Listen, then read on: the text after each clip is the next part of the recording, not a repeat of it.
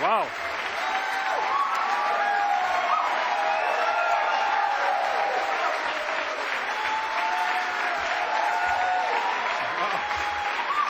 Merci. Merci. Merci beaucoup. Thank you. Laissez-moi d'abord commencer ce caucus en remerciant un de nos collègues qui va nous quitter, qui a été formidable, notamment un formidable lutteur pour les droits des peuples autochtones du Canada et d'ailleurs, le sénateur Aurélien Gill, qui est quelque part.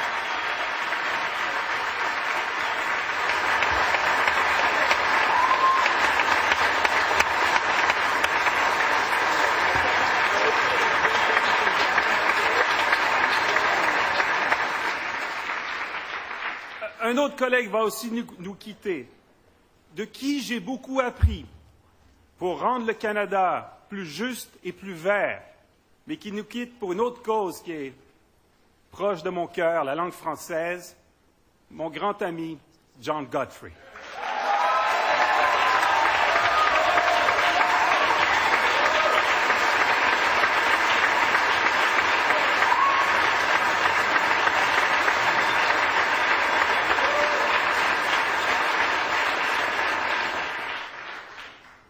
Le plan que je vais présenter à l'instant est le résultat d'un travail collectif de ce caucus.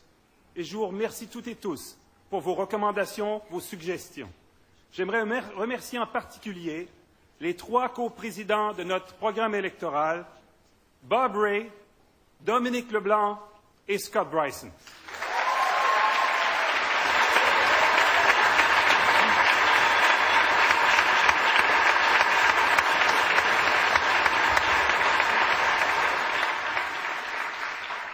Ainsi que nos critiques de pointe dans ce domaine, notre critique des finances, John McCallum, notre critique de l'environnement, David McGuinty, et le grand Manitou des communications, Garth Turner.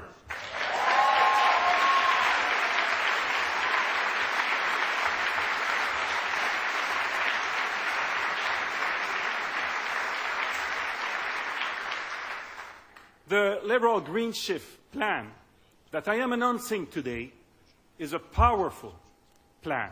It is as powerful as it is simple. We'll cut taxes on those things we all want more of, income, investment, and innovation, and we will shift those taxes to what we want less of, pollution, greenhouse gas emissions, and waste.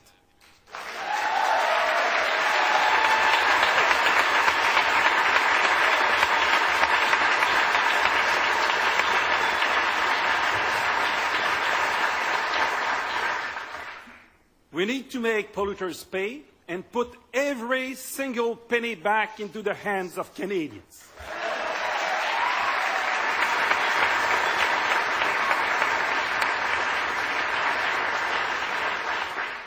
We will put this commitment into law, and the Auditor General will ensure every year that the green shift is indeed revenue neutral.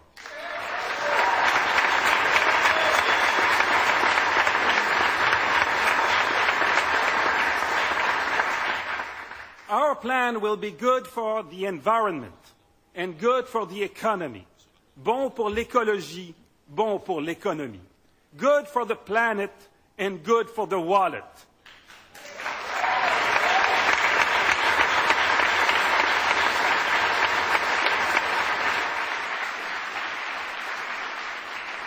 We need to make real progress in the fight against the climate change crisis, and at the same time, make our economy more competitive. While energy prices continue to rise, we need to do everything to encourage energy efficiency. Donc, nous allons assigner un prix aux émissions de gaz à effet de serre, car c'est un élément essentiel de la réussite de tout plan de lutte contre les changements climatiques. Plus précisément, nous allons imposer une taxe sur les combustibles fossiles, comme le charbon et le gaz naturel, en fonction de la quantité de dioxyde de carbone, de CO2, qu'ils émettent lorsqu'on les brûle. cette taxe sur le carbone sera payée lors de l'achat en gros, donc par les entreprises qui achètent les combustibles fossiles d'autres entreprises pour s'en servir au Canada. Ainsi, nous pourrons offrir aux entreprises et aux ménages une incitation à innover et à bâtir une économie plus verte. Au départ, le prix sera fixé à 10 $ par tonne d'émissions de gaz à effet de serre. Ensuite, il augmentera graduellement chaque année pour atteindre, en 4 ans, 40 $ la tonne de CO2. Il n'y aura pas d'augmentation de la taxe sur l'essence à la pompe, car l'essence est déjà assujettie à une taxe d'accise de 10 cents le litre. Cela équivaut à 42 $ la tonne de dioxyde de carbone, ce qui est supérieur au prix par tonne de carbone que nous prévoyons pour la 4e année de mise en œuvre du tournant vert.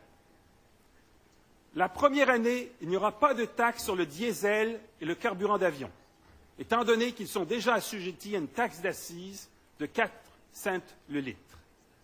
La hausse des coûts directs pour un ménage moyen sera d'environ 225 à 250 $ par année, c'est-à-dire la 4e année, excusez-moi, 225 à 250 $ la 4e année de notre plan, hausse qui sera principalement causée par la hausse des frais de chauffage et d'électricité.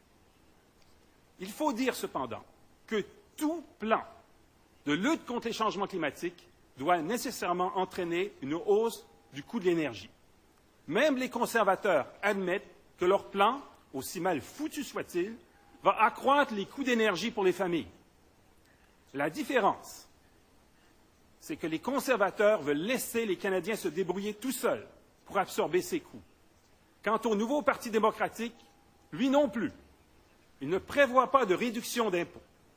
Seul le tournant vert libéral, lui seul, se propose de compenser l'augmentation du prix de l'énergie par des allègements fiscaux.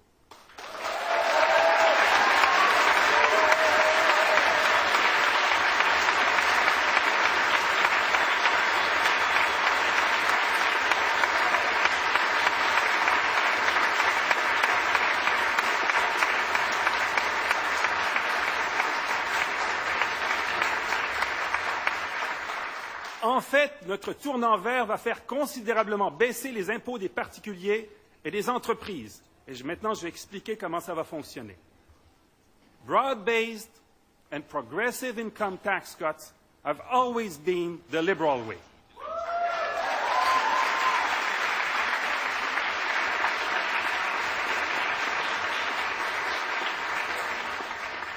We need to make the Canadian tax regime more progressive, so that we help middle and low-income Canadians be part of the solution to the climate change crisis.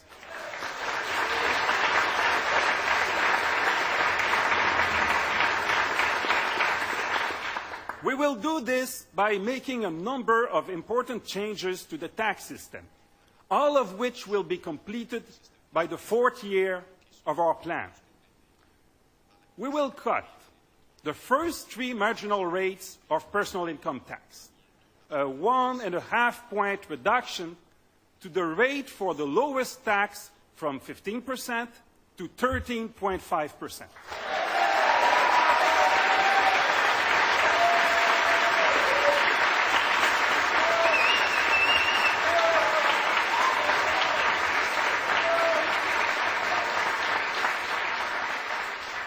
You want more? Okay. Then a 1-point reduction to the rate for the second lowest tax from 22% to 21%.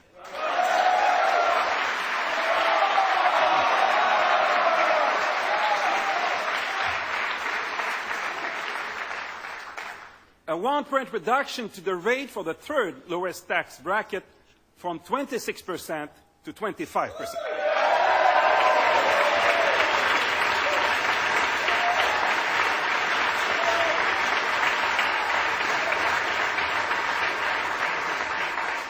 That's it for the income tax.